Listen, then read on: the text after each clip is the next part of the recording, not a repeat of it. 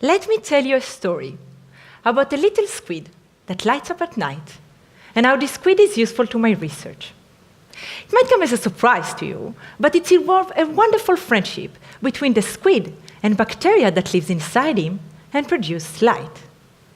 Squid are nocturnal animals, so they go into hunt for the food at night. On bright nights, while swimming in the shallow water, they make a shadow. Now the bacteria that lives in their underbelly try to match the downwell in moonlight so the squid won't cast a shadow and can hide from predators.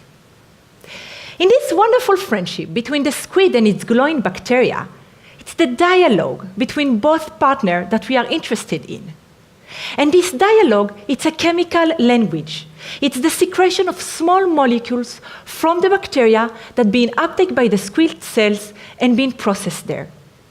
And for us to understand this conversation, what we want to know is what are those molecules and where they go in the animal body. So, in our lab, we are able to label these molecules by making them heavier. Then, we have a special high-resolution machine that can help us visualize these heavier molecules and follow them, and helps us follow them as they make their way into the tissues and cells of the squid.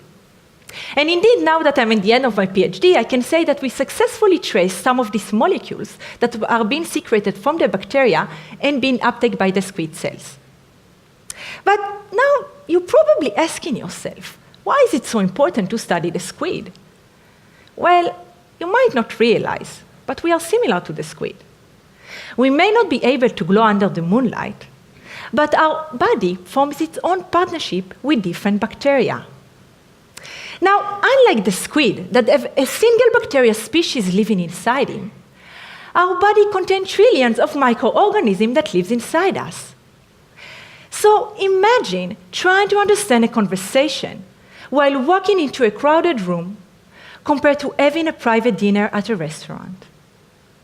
So as many bacteria have in some way shared language with the squid and its own bacteria, understanding their dialogue can help us not only understand the numerous conversations that is taking place in our body, but also understand when the relationship is good and when changes into this conversation can turn this relationship into a bad one, may trigger disease, and thus make these bacteria our foes.